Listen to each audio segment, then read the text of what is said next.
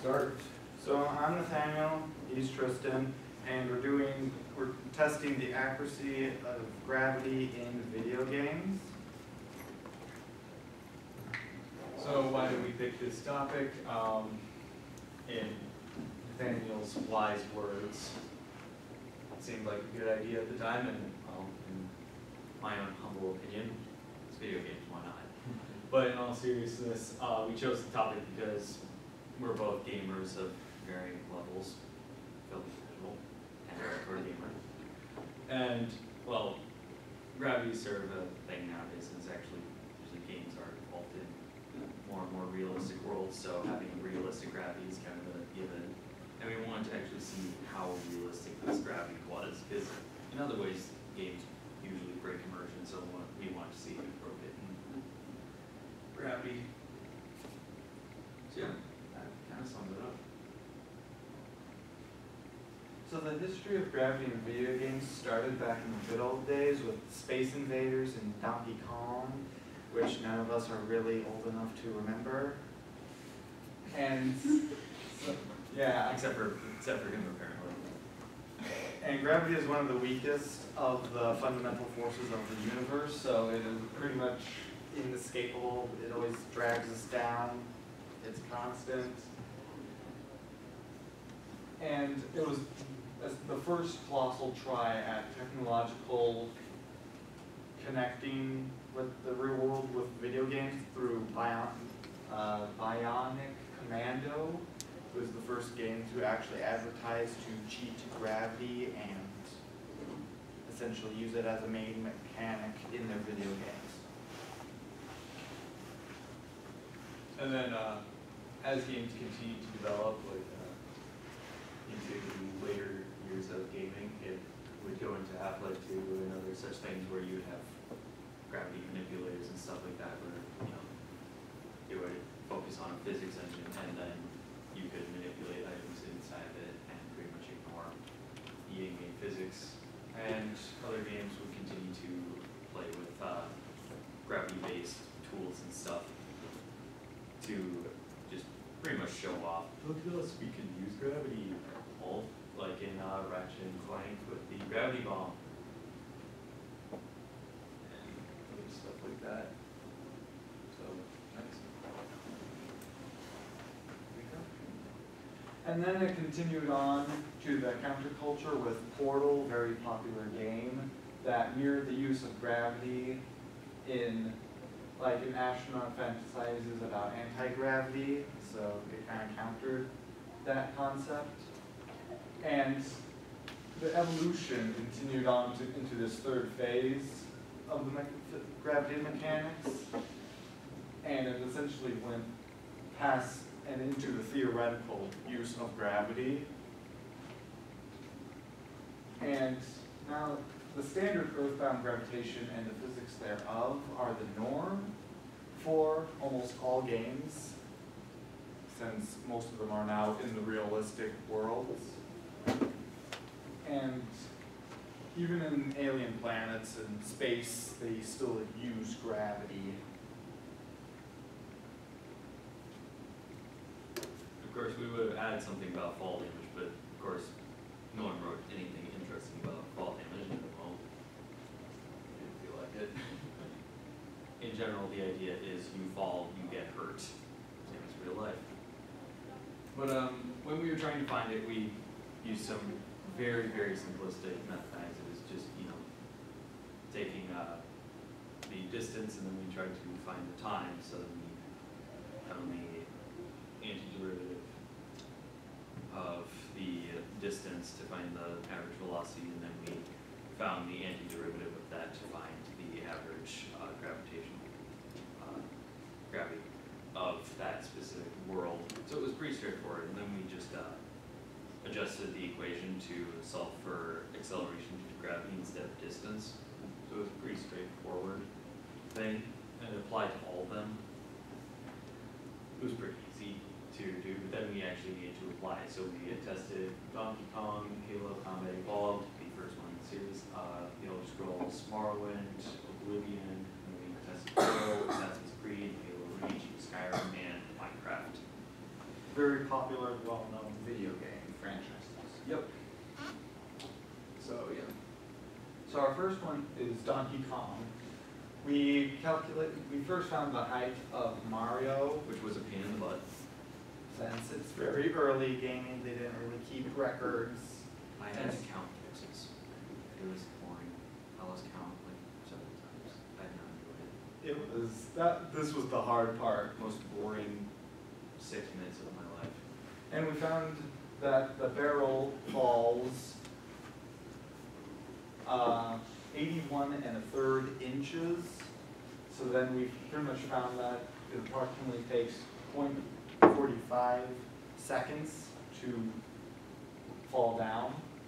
And it essentially means that the acceleration of gravity is 20.404 meters per second squared.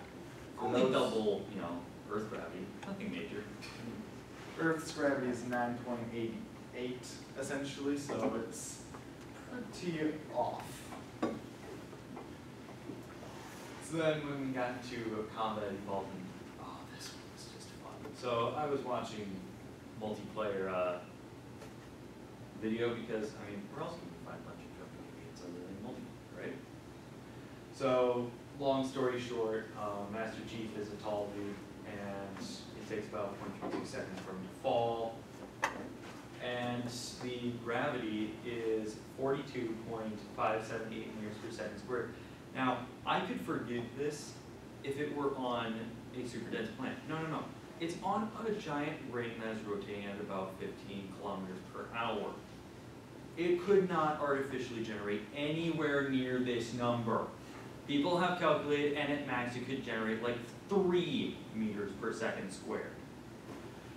This is deplorable. But still, it's a fun game.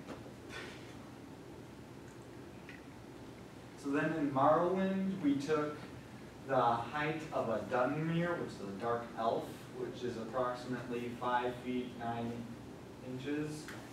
And then the character jumps 7/17 his own height, so about 0.722 meters, and it takes 0.312 seconds to fall.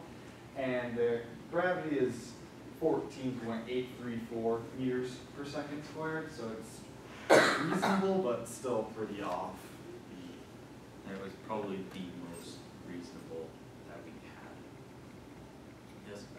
May I ask a question here? What does Bethesda, you're the real MVP, mean? It's me reference. It's me reference. I was bored.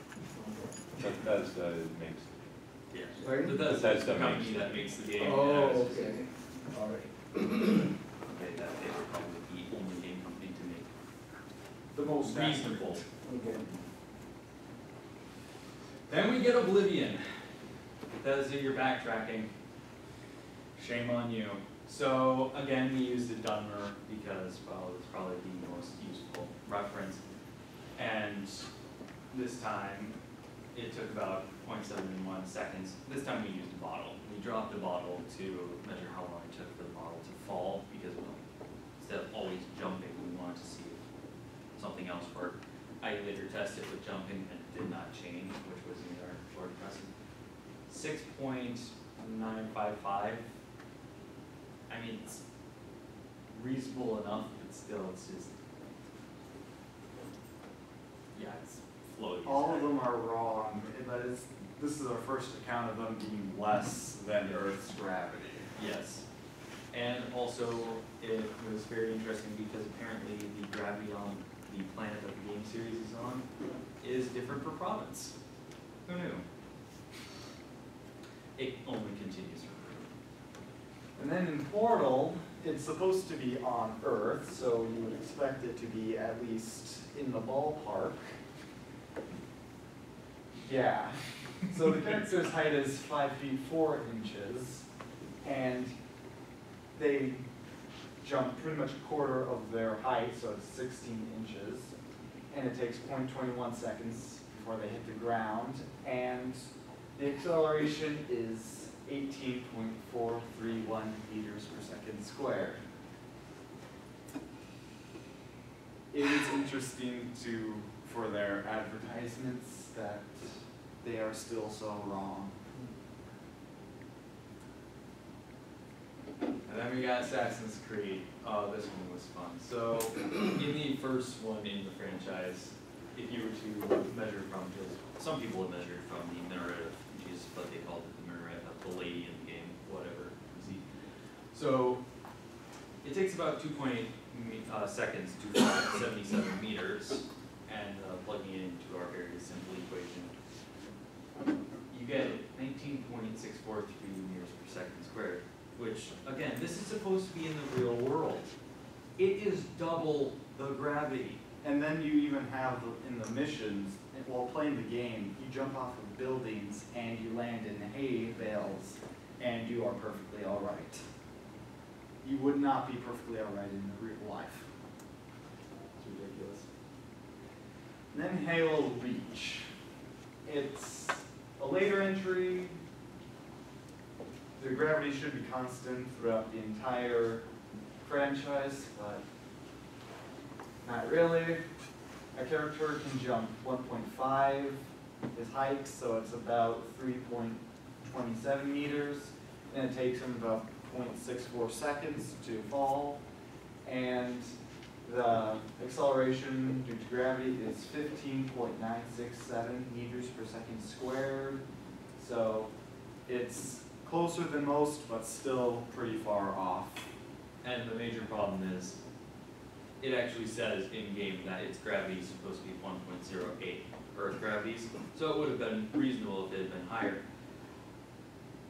Not 1.629 We Earth can sue gravities. them for false advertisements. We Or can just actually, complain for yeah. hours. we can legally sue Yes. them. Oh, yes, absolutely. Yet again, a Bethesda title, and this one's really fun. So, yet again, we use the Dunmer, so pretty consistent things so far. And it took about 0.78 seconds for an item that was dropped to hit the ground. This meant that the gravity was actually even lower than it was in Oblivion. It is only getting worse, and apparently the planet Nern is losing major amounts of mass. I am worried for them. This is a problem. And then the fun one. And then Minecraft, it's really simple. They're 8 meters tall. We dropped a block of granite from 8 meters, and it took 1.16 seconds for it to hit the ground. So the gravity of acceleration would be 11.891 meters per second squared, the most accurate. But then we tested at different heights, and it was inconsistent. All the other ones had been at least reasonably consistent. This one just completely failed. So it's essentially blah. It's the most accurate, but then it's the least consistent. That was disappointing.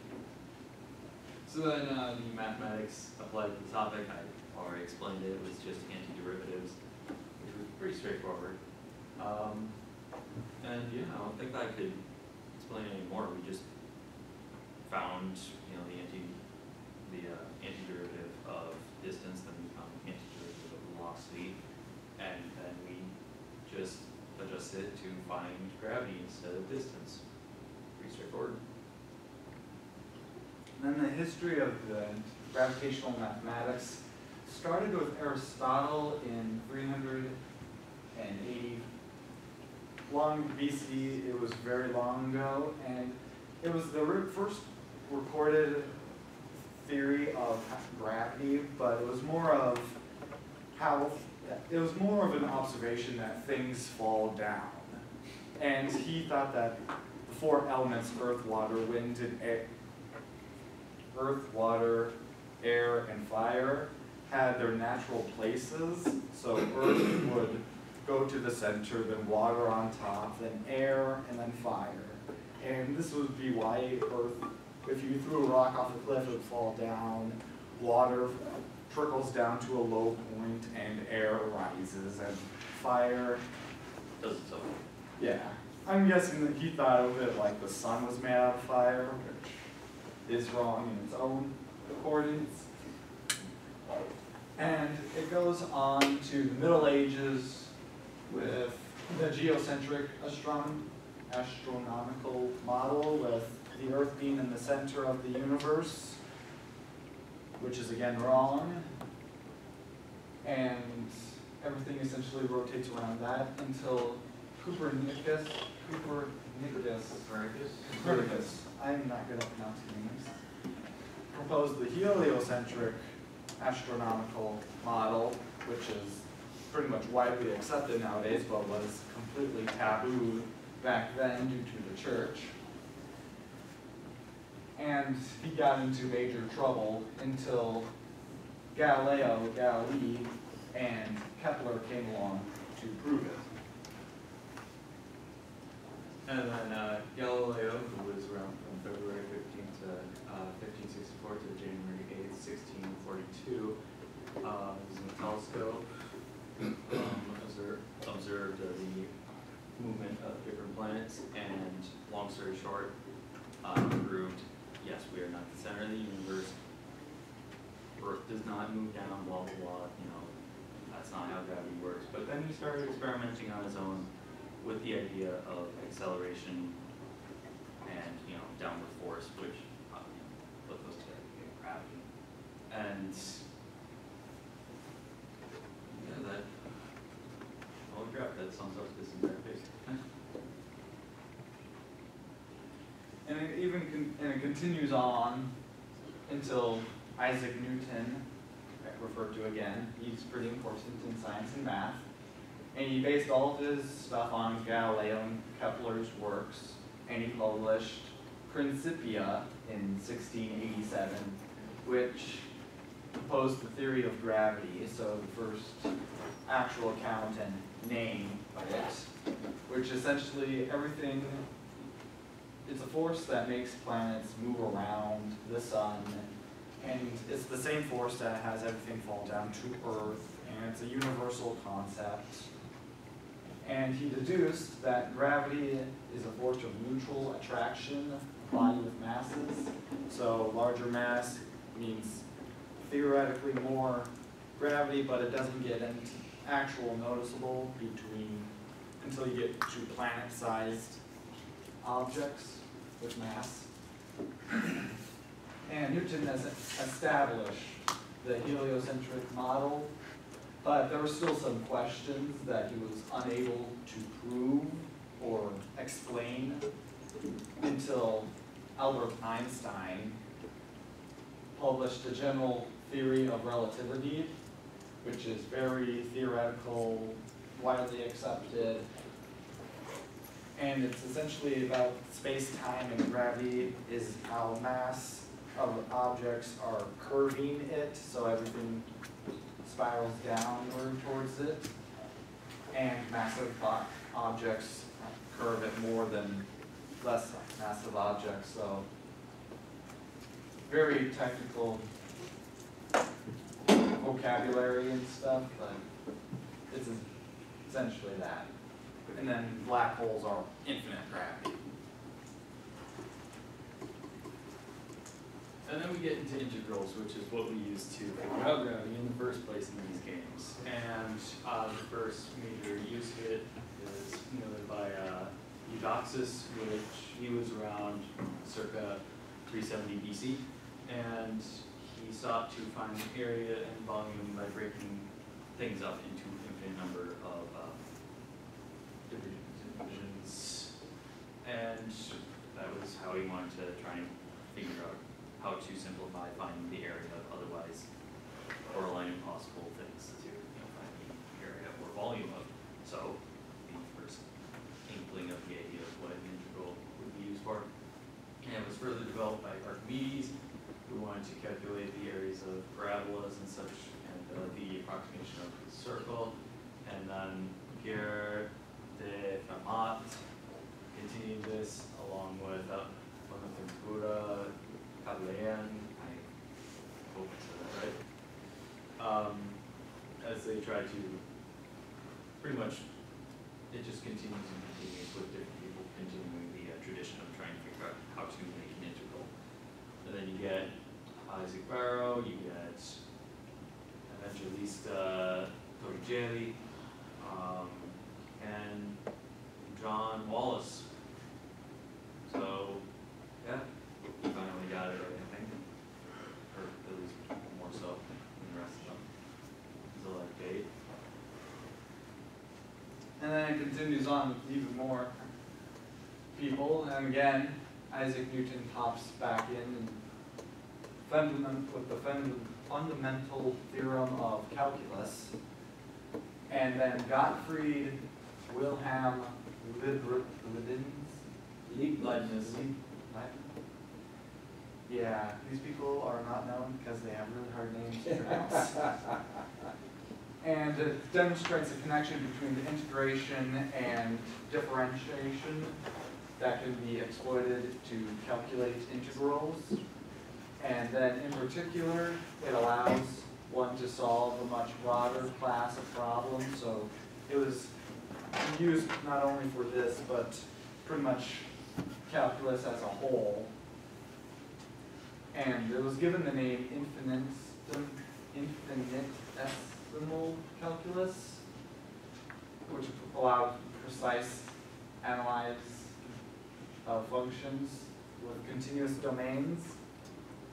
And this framework eventually became modern calculus. And it gained a firmer foothold with the development of limits, which was used by George Frederick Bernard Riemann.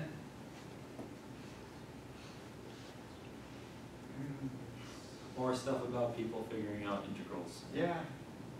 A lot of people had a lot of different ideas, and They finally did a thing that mildly looked kind of right. So yeah. they kept on basing it off of the former's work. And other applications, TLDR, there's a crap ton. Actually reading it, there's still a crap ton.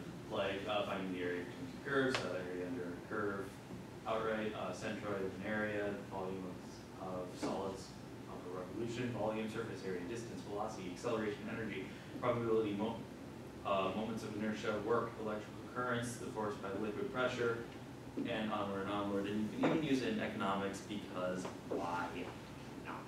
So all of you who are questioning whether or not you would use calculus in the rest of your life, Most likely not, but maybe.